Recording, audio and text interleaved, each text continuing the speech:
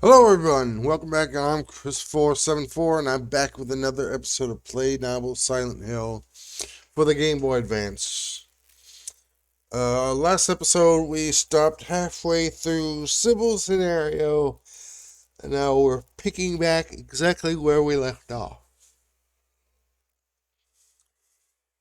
Let's go ahead and dive right back into the town of Silent Hill. By chance, the two of them happened to look out a window. That's from where they are. The visible courtyard has become completely enveloped in darkness. For it to become night so soon. For a moment, Cybil could not believe her eyes. But then she was only able to worry about whether she would be able to meet Harry. The two of them walked down the pitch-black hallway. Because of the difference in their strides, their footsteps overlap as they echo. At the moment they approached the entrance to the school grounds, Cheryl spoke directly for the first time. I don't want to leave here. I don't want to see my daddy. If we meet, there will be sadness. You should go back, ma'am. Cybil stopped walking and spoke while just staring at Cheryl. It's your daddy. There's no reason that it would be sad for you to see him. If you stay here, then you might get hurt or worse. Things would then be truly sad. Saying that, Cybil begins walking in. After a bit, she stops and adds, It's not miss. It's miss, not ma'am. And then the two of them left the school. Just what time is it now? Cybil curses the fact that she forgot her watch at the Brahms station. It's probably late at night. She no longer feels a headache or sleepiness from just before. Holding Cheryl's cold hand, Cybil focuses her mind on locating Harry. She figured that Harry was no longer in the cafe, but wonders if maybe he left a memo or something there for her. Compared to Harry, Cybil should know the geography of Silent Hill better because of her profession. However, because of the darkness and thick fog that limit her field of vision, she is in a situation in which it is difficult to know even her current position. She had encountered a strange monster on her way to the school, so now she did not have much confidence in being able to find her way back to the cafe. The sky began to get light while Cybil walked and contemplated the route to the cafe. This made her think that perhaps time is rapidly passing in this town alone. Although the fog was present as ever to decrease visibility, she could see a lot better now. And then before she knew it, the cafe was right in front of her. Something isn't right. Cybil feels a sense of discord within her. However, her feet continued on, as if guided by strong power. To the inside of the cafe,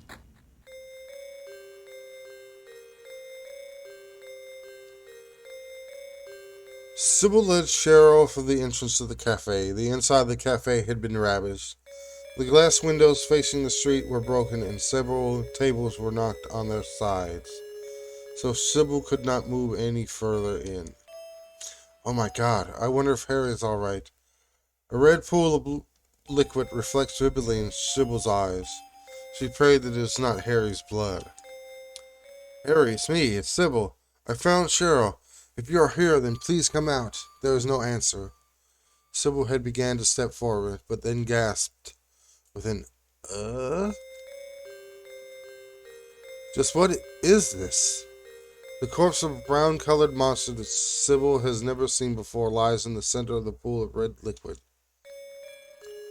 Several shells were scattered about, which meant that Harry probably had a battle here. Since Harry was no longer here, she guessed that he defeated this monster and then left to search for Cheryl. Is he hurt? Cybil?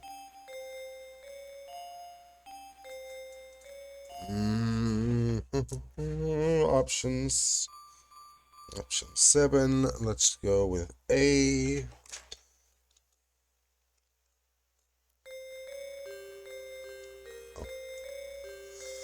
Thinking that perhaps there was a memo, Cybil began her search with the counter. However, there did not appear to be anything there.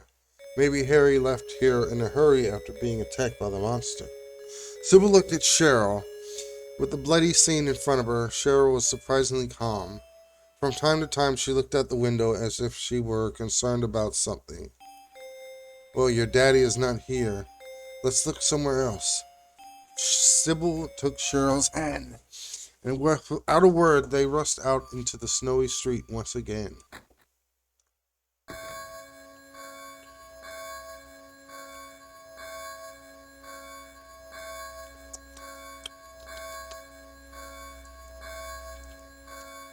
Ding dong! A church bell is ringing. The bells ring forcefully, almost as if it had been waiting for them to leave the cafe.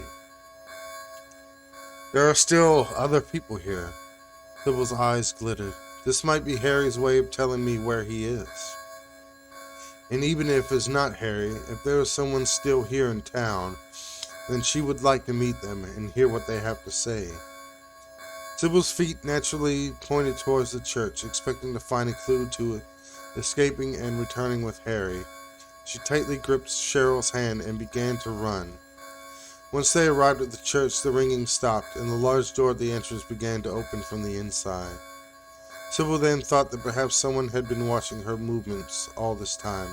She looked up at the top of the church, and then began to look around nervously until a voice saying, "This way!" brought her back to her senses.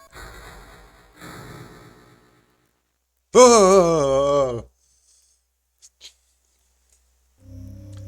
Cybil faced the eerie woman from a distance. The woman once more called out to Cybil, "This way." Cybil mysteriously moved towards the woman. "Were you the ones ringing that bell? Coo coo coo." Onomatopoeia for a chuckle. The woman's face suddenly twisted and she began laughing loudly. She saw Sybil's perplexed expression, but thought nothing of it and just waved her hand left and right in front of Sybil's face.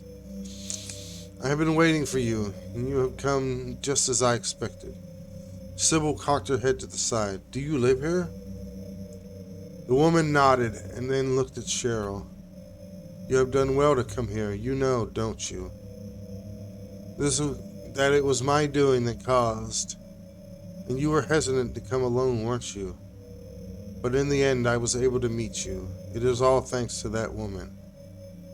"I don't understand what you are talking about." Sybil's words may or may not have reached her, but the woman began to laugh loudly again. "Hey, tell me, why are there no people here? Why are all the exits from town blocked?" "I do not know either, but shouldn't you be asking that girl instead?" Cybil had a look of what on her face. She looked at Cheryl. Cheryl's face was tearful, and she shook her head back and forth. Cybil looked back at that woman and shouted at her, "Stop all this nonsense. We have been pursued by monsters and nearly killed." "What? When? When, Cybil? You and Cheryl have pretty much seemed to be walking this town, unbothered." When? I didn't see you nearly get killed." "If I was not protecting this child, then who knows what would have happened to her by now. The path of the wise men, the fool guided to this land through astrology. Everything has been preordained. There's nothing that I can do. You are not holding that child's hand. That child is holding yours." Her anger showing, Cybil went to open her mouth, but at that moment the woman blocked her. "I am Dahlia Gillespie. With that in hand, I wonder where you will end up going. I have nothing for you and nothing to tell you. You must escape from the demon's grasp as soon as possible. You must find the means to do so for your own sake. There is nothing I can do now. I will pray for your safety, Cybil Bennet." Cybil was shocked to be called by name. As she watched Dahlia quickly depart, she was unable to speak. After Dahlia disappeared behind a door, Cybil regained herself. She tightly held Cheryl's hand and they left the church. Right after they left the church, Cheryl began to speak. Hey, miss. I am fine by myself now. This is not my first time coming here, and I have met that lady we just saw before. Sybil stops in surprise. What do you mean? I have a place that I want to go, but I can only go alone. If you are with me, I won't be able to go, and then something terrible is sure to happen. Something terrible? Why? Your daddy is looking for you. Until you get back to your daddy, I cannot leave your side. You're wrong. My daddy must not find me. Someone is waiting for me. In order to meet that person, Sybil let out a short sigh.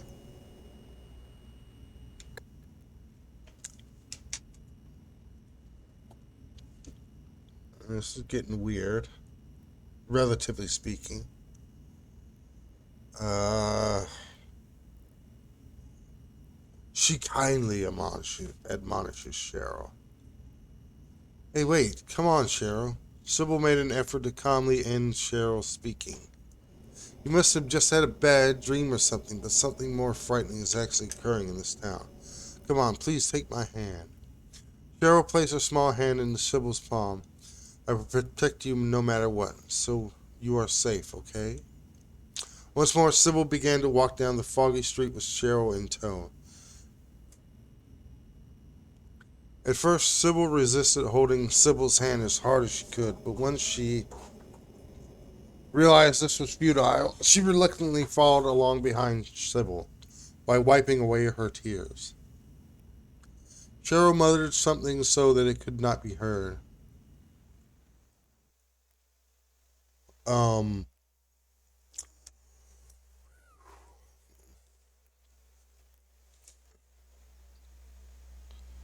um, let's go with B.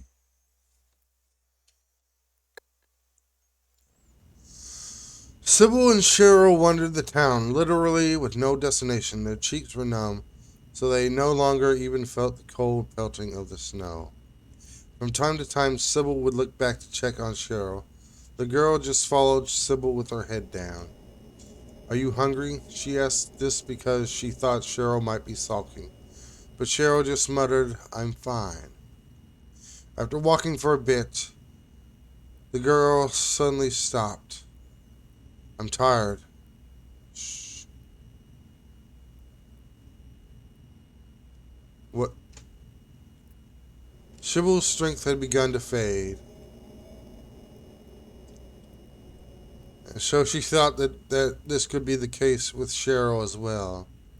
I must not compare my body with Cheryl's small one.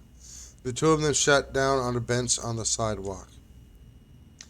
Thanks to the nearby tree towering above the bench, the snow could no longer fall directly on them. As soon as Cheryl sat down on the bench, she fell asleep. She was probably very tired from all the uncertainty and stress. Cybil,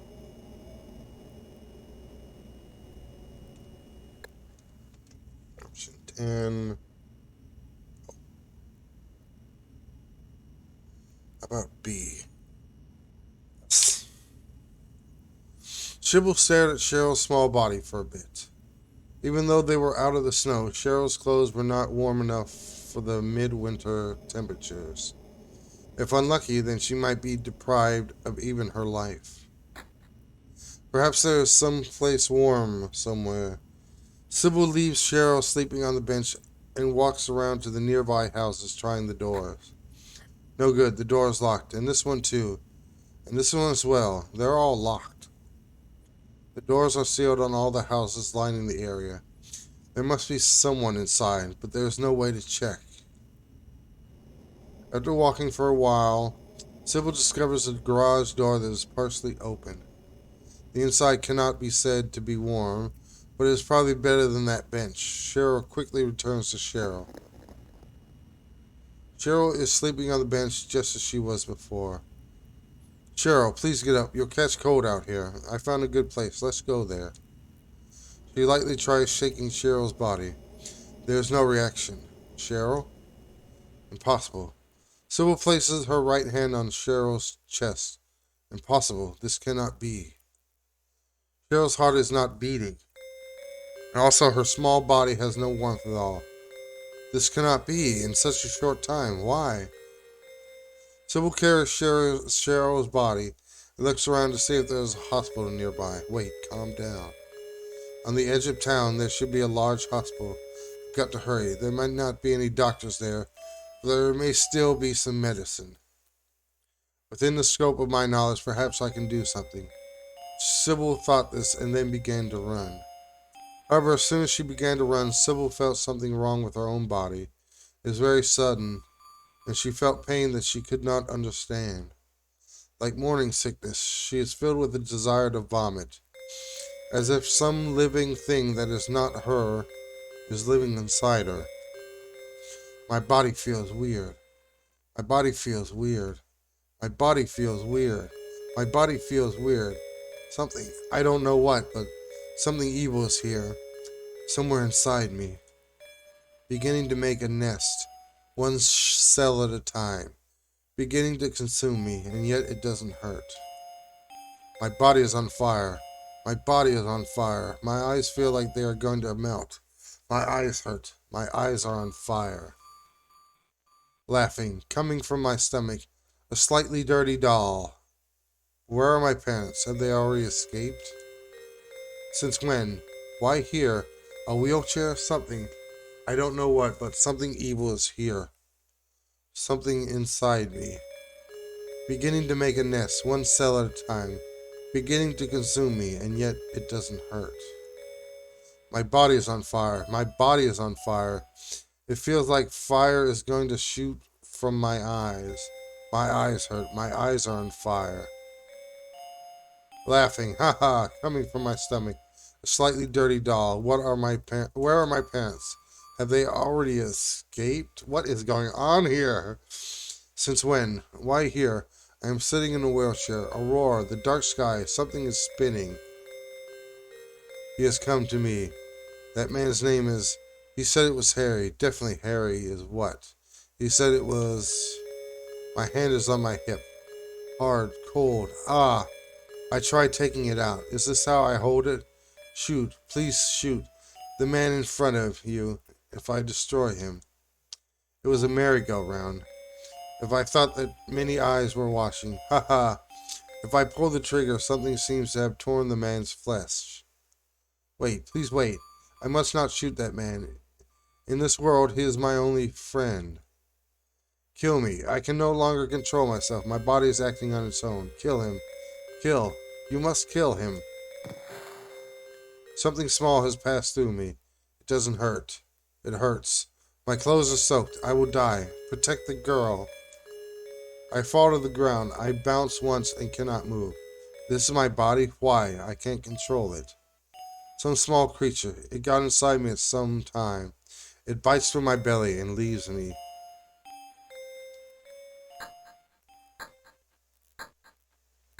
In my fading consciousness, I can see Harry shaking me.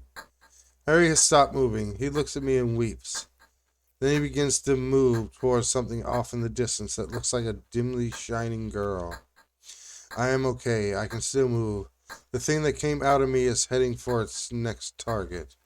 And I know who that will be.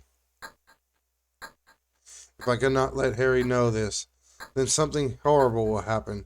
But I cannot speak. It is because a bullet went through the side of my lung, so I cannot put any power into my voice. Harry has begun to run. I am not yet dead, but he thinks that I am. Even if I must crawl, I must move on. Cheryl is in danger. I must get there first. Harry will get there soon enough, but I must get there before then, and I must stop him. Cybil somehow manages to stand up, but staggers and falls back down onto the floor. However, she decides to summon the last of her strength in order to save the girl that she was moving with for a bit, Cheryl. She stands up again, and her entire body is beset with severe pain. But Cybil does not fall down. She presses her left hand to her chest and begins to walk with great effort. She follows the trail of the evil creature that came out of her, and escapes from the amusement park through the open door of a garage dump. A long staircase to the basement. Just where does it lead to? She rests her hand on the wall and from time to time squats down where she is standing. As she continues forward via her strong will.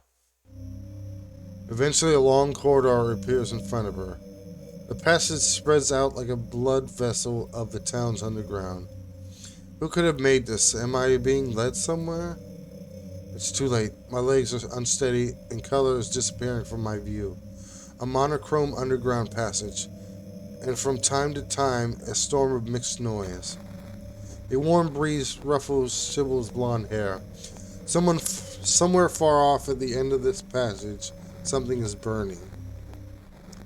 It's dangerous. However, it's because it is dangerous that Sybil must all the more face it. The girl is being held prisoner. Up to this point, Sybil did not notice a single signal from the girl that she was with.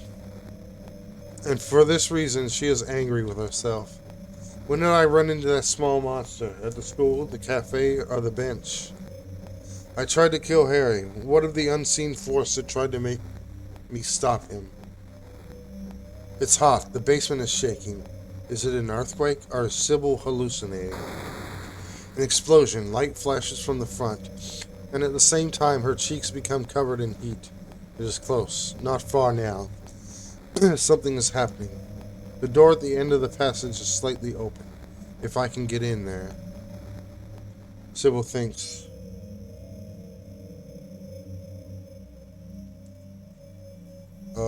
What is going on?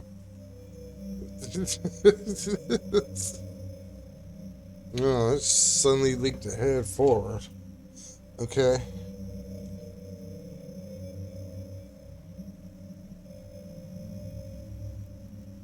I mean, we jumped ahead. Yeah, pretty much jumped ahead. Let's go with A. I can still make it in time. I've got to hurry. I can still make it in time. Someone is here. I sense them. I have made it here. I can still make it in time. Sybil collapses. With just only a bit further to go, Sybil realizes that she is not breathing. The oxygen is.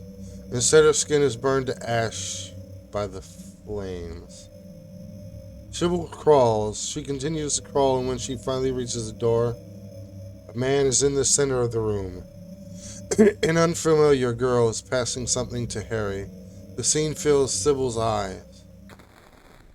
Harry holds something dearly at his chest. It is the baby. Harry holds it as if it is his own. Or maybe he is thinking of it as Cheryl. He smiles a bit. It will go on forever. It's a mistake. Perhaps Sybil was the only one to realize this. He must not accept that baby. It'll go on forever. With the spinning of the world and time, the baby represents the beginning. It is the devil. Look into its eyes and you can tell. Look closely into its eyes, Harry.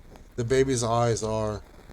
Sybil was unable to convey this to him. She could not even move, much less speak.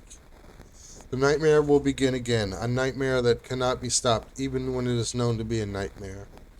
Sybil is headed to her death. Her vitality is rapidly fading. The world is ending. Looking at it subjectively, the act of one's body dying is the same as the world dying. When their five senses no longer provide information, humans know the end of the world. The world is within the self, and also a part of the self. However, when Sybil lost consciousness for the last time, she knew a completely different truth than what she was expecting.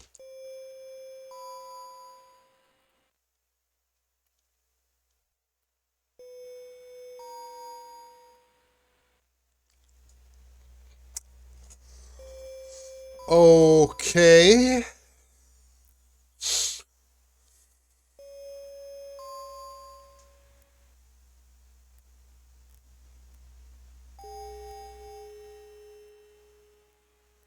I don't even know what to think of that ending.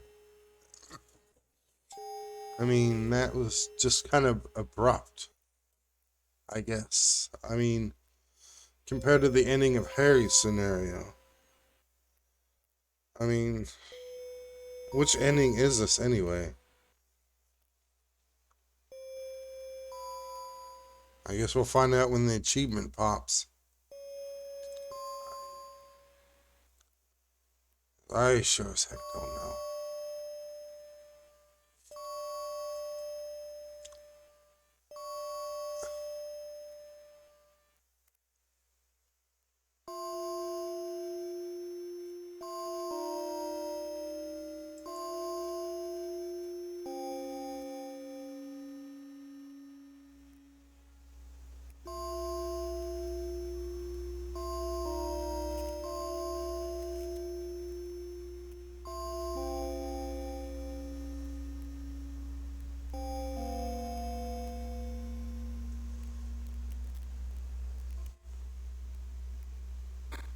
Okay, from the ending to the beginning. Okay, that doesn't tell me anything.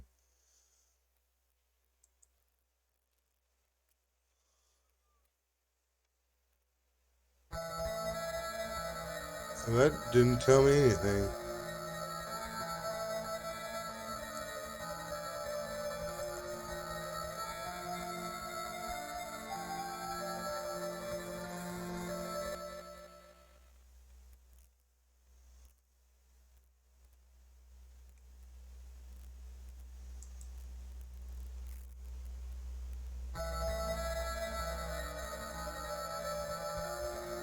Ah, ending C1. Okay.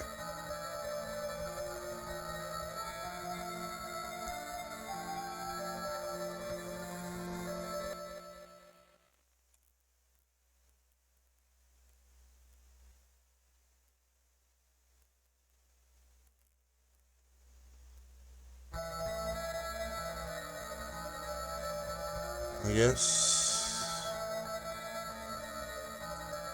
I mean, I,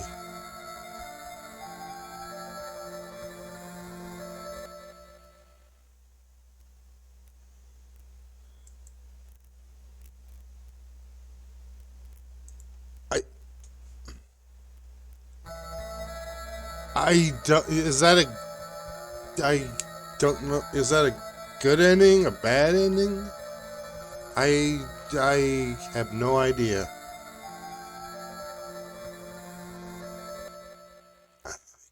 I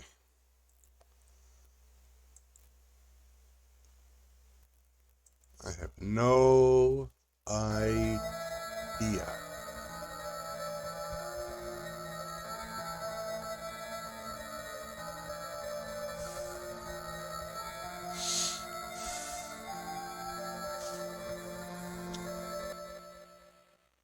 So I got what is it? Ending C1 for Cybil, and then ending B for Harry.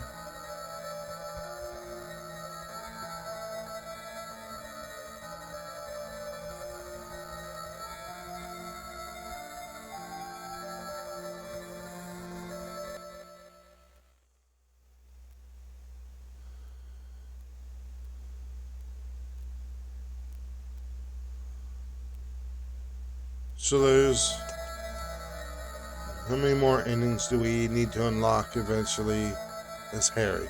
1, 2, 3, 4, 5, 6, 7. 7 more endings we need to unlock for Harry, which is A, C1, C2, D1, D2, E1, and E2. And then, let's see. For Cheryl, that would be, or for Cybil, ending A, ending B1, ending B2, ending B3, and ending C2. So 1, 2, 3, 4, 5. So let's 1, 2, 3, 4, 5, 6, 7, 8, 9, 10, 11, 12 endings. 12 more endings. 12 total endings between the two of them. 7 for Harry, 5 for Cybil. So we'd have to play through.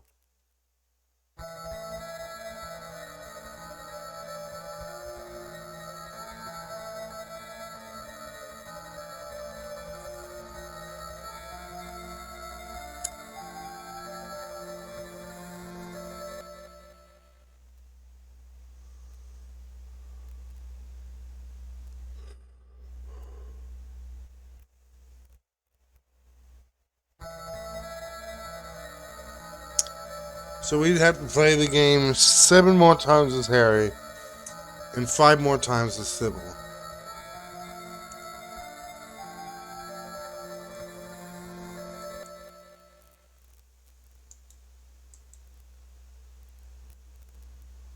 So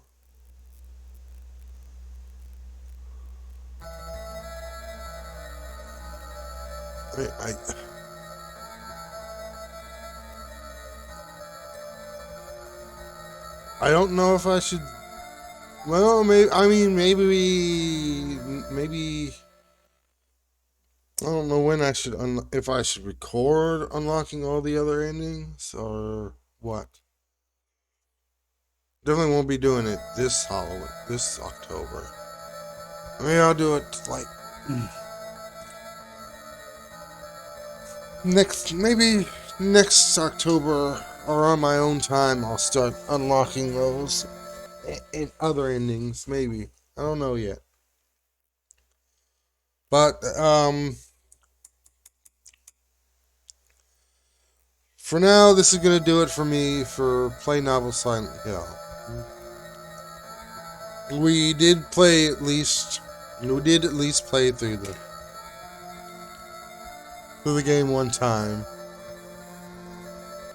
which was the goal.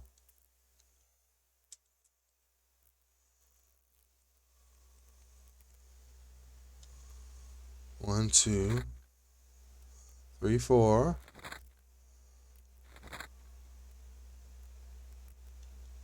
Really? I thought I unlocked more cars than that.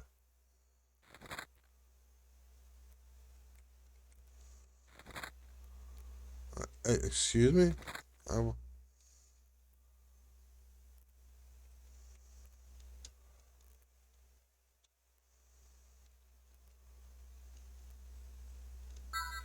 Because that doesn't work.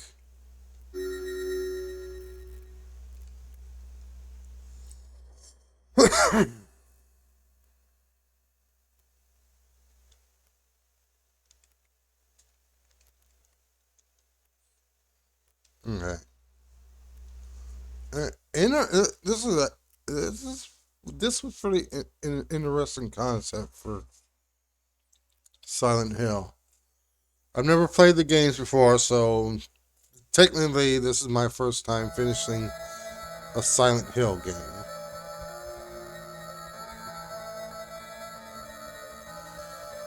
And it's nice that they were able to add the I guess these are cutscenes from the game. I mean, I never played the first game long enough to actually see any of the cutscenes. So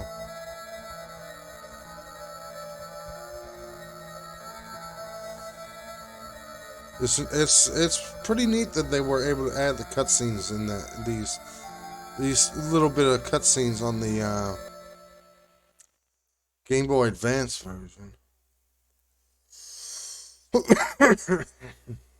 So yeah, I really enjoyed this for a Silent Hill game. But yeah, this is gonna do it for me. Thank you everybody. Have a good day, and I kind of want to start on a Game Boy Advance Metroidvania Castlevania game. I did Harmony of Dissonance last year. I am debating between what is it? Circle of the Moon or the other one. whichever one.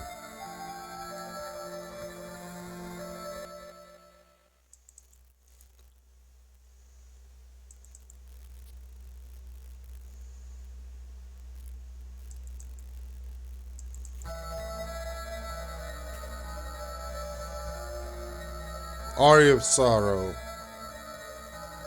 I haven't decided yet.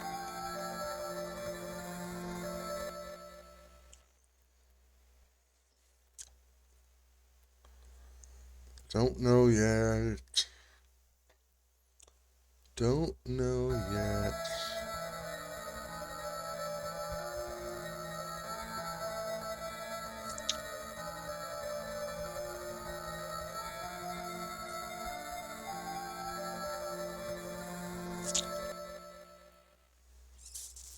Yeah, I did really enjoy this one.